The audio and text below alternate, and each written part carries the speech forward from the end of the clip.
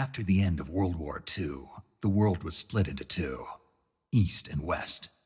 This marked the beginning of the era called the Cold War.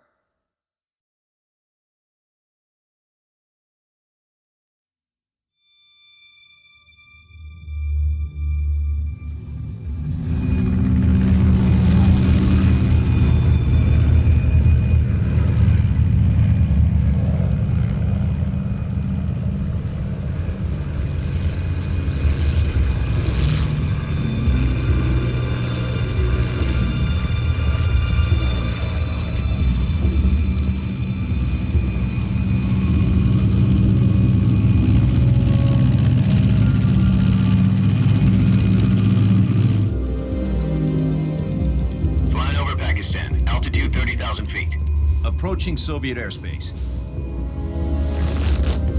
20 minutes to drop off. Commence internal depressurization. Equipment check. Arm main parachute. All right. You ready to go? Drop zone still showing a high pressure mass. Cav okay.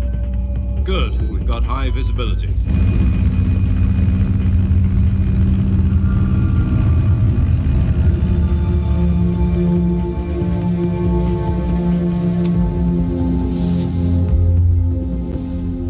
Cigar.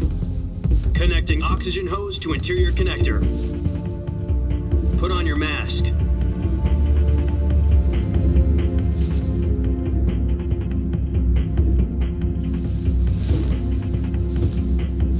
Does this panty waste know what he's doing? Approaching release point. 10 minutes to drop off. Hey, are you deaf? He said put out the cigar and put on your mask.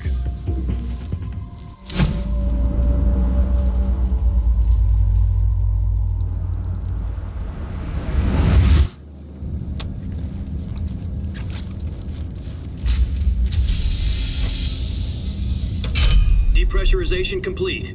Checking oxygen supply. 6 minutes to drop off. Opening rear hatch.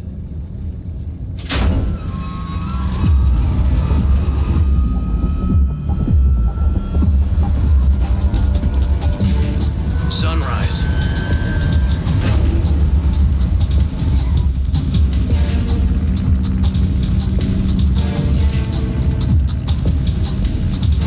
External temperature minus 46 degrees Celsius. 2 minutes to drop off. Stand up. You'll be falling at 130 miles per hour. Try not to get frostbite from the wind chill. 1 minute to drop off. Move to the rear.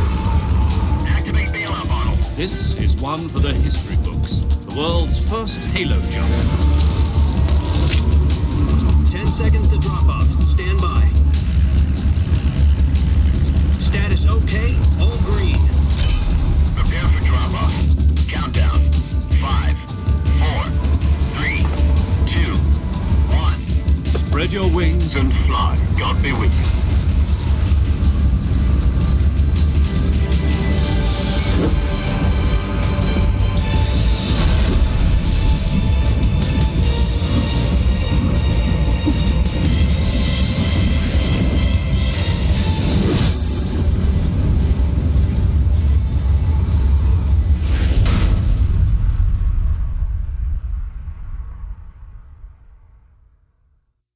Jack, I've got some important news. The head of the CIA has finally given us the green light for the virtuous mission. Virtual mission? No, the virtuous mission. The future of our Fox unit depends on it. If it succeeds, we'll be officially organized into a unit. Virtuous mission? Sounds like some kind of initiation ritual. You know, don't get cocky. This isn't a training op. Right. So what exactly is this wonderful mission?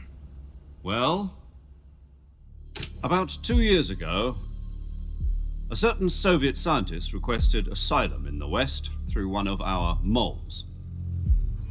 His name is Nikolai Stepanovich Sokolov. He's head of the OKB 754 Design Bureau, one of the Soviets' top-secret weapon research facilities, and the East's foremost expert on weapons development. Sokolov? Isn't he that famous rocket scientist? The very same. On April the 12th, 1961, the Soviets achieved the first manned spaceflight in history. The Earth was blue, but there was no God. Well spoken. The rocket that carried Yuri Gagarin to orbit was the A-1, known as the Vostok rocket.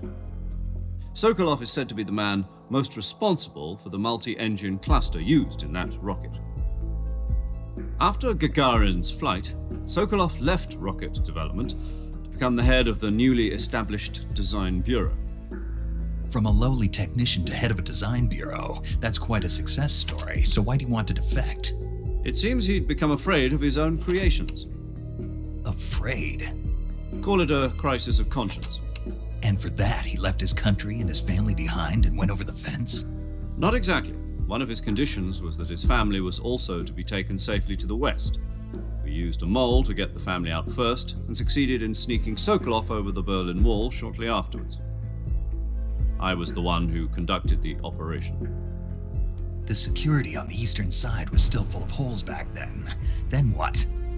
We got Sokolov over in one piece, but the whole ordeal had left him exhausted, and we checked him into a hospital in West Berlin.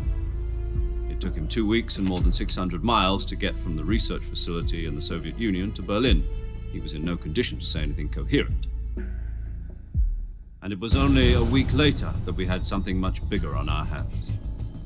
The Cuban Missile Crisis.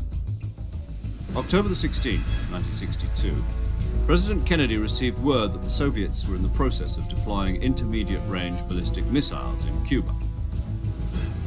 The President demanded that the Soviets dismantle and remove the missiles. At the same time, he announced a naval blockade to prevent further missile shipments from reaching Cuba. But the Soviets didn't back down, instead placing their armed forces on secondary alert. Soviet transport ships carrying missiles continued on course towards Cuba. US and Soviet forces went on alert for an all-out nuclear war. Frantic negotiations were conducted through the UN's Emergency Security Council and unofficial channels to end the hair-trigger standoff. Finally, on October the 28th, the Soviet Union agreed to remove its missiles from Cuba, and so the world avoided a nuclear holocaust. But in order to get the Soviets to pull their missiles out, we had to make a deal. You mean the one where the US agreed to remove its IRBMs from Turkey? No. The Jupiter IRBMs deployed in Turkey were obsolete, and we were going to get rid of them anyway. They had no strategic value whatsoever to either the US or the Russians. The Turkey deal was a ruse, a cover story that was fed to the other intelligence agencies around the world. So what did the Russians really want? Sokolov. They wanted us to return Sokolov. You mean the Soviets pulled out of Cuba just to get their hands on Sokolov? That's right. What the hell was he working on? At the time, we had no idea.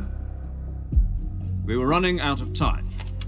It was either give up Sokolov or risk full-scale nuclear war. In the end, we had no choice.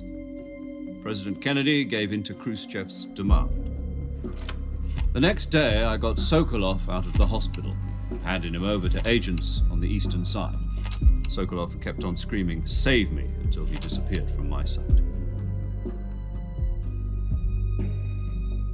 Then a month ago, we received some new information from one of our moles. About Sokolov? Yes. He was taken back to the research facility and forced to continue working on the weapon in question under KGB supervision. What's more, it's on the verge of completion. So what kind of weapon is it? Something to do with space rockets? No, missiles.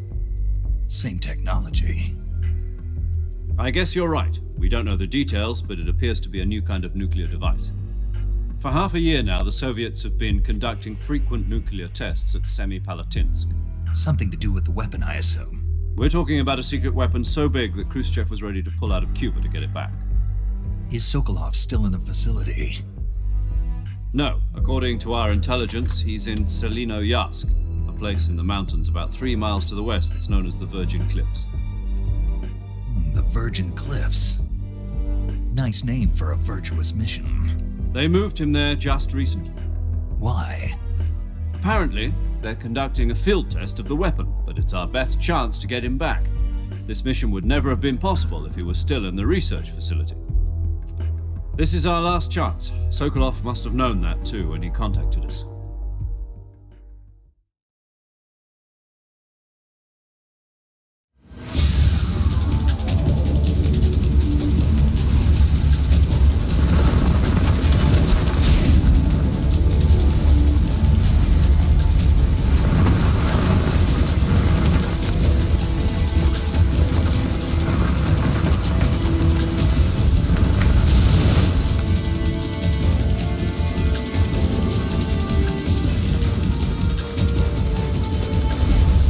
Listen up, Jack.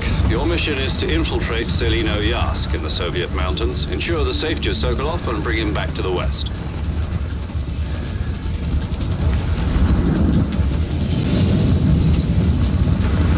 If we don't get Sokolov back before that weapon is complete, we'll be facing a major crisis. The clock is ticking.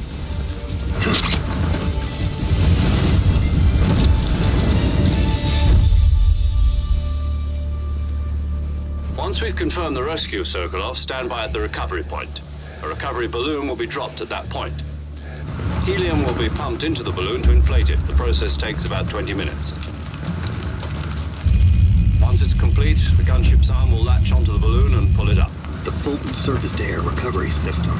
I'm familiar with the theory. Take it easy. It's been combat-proven. Do you think Sokolov is up to it? The shock will be less than during a parachute jump, and the arm can handle up to 500 pounds. So you're planning on going over the border in a single combat talent? She's equipped with two 6-barrel 20mm Vulcan cannons, as well as two 40mm machine guns. Sounds like she could hold her own against a battalion of tanks. Even with the fuel in the reserve tank, we're facing a 4-hour time limit. If all goes well, it shouldn't take more than a few hours. Home in time for dinner. But if anything goes wrong, you'll be eating dinner, breakfast, and all the rest of your meals in the jungle.